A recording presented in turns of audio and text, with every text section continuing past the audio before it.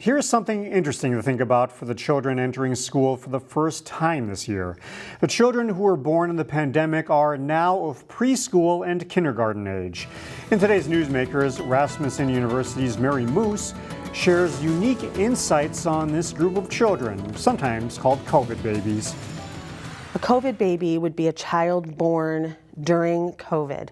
So a child that was born in 2020, generally, or 2021 even. So they were born during the time of the pandemic, either during the social isolation time or even in the recovery time.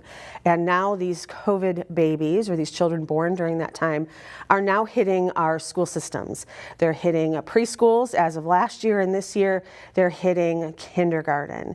And we see in that sense the challenges that came up during COVID coming up in there with some of our children, and just understanding those developmental changes or differences is really important. So what can we do as parents, caregivers, or even friends to help lessen the anxiety and to where they can make some of these transitions to group settings a little bit easier? Yeah, well, it's good to know that not all children are experiencing these challenges or these differences, but it is important to note that they look to us as their guiding light.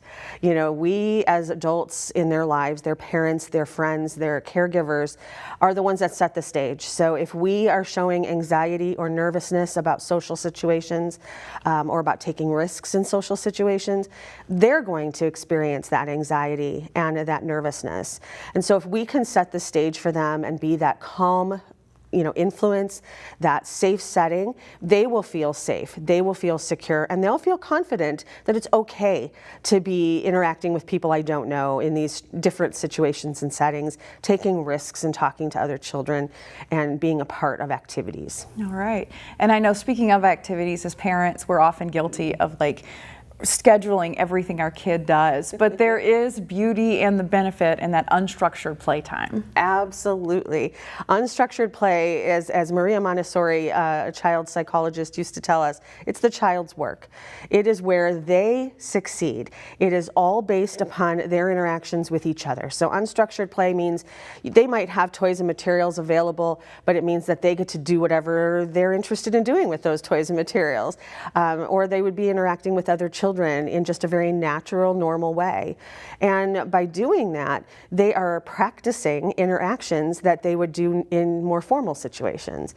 And so giving them that unstructured playtime allows them to figure it out on their own, which we know is the way that they learn and are able to absorb that and continue learning and doing for the rest of their life. And that is what we really want as parents too, for them to figure it out on their own, to be independent, successful human beings. Absolutely. All right, lots of good stuff here. Yeah. Mary Muhs, Department Chair of Early Childhood Education at Rasmussen University. We did not call each other to both wear green, but we did. And yes, that's a good thing. Thank you for having me. Find more local news stories at cccxmedia.org and follow us on social media.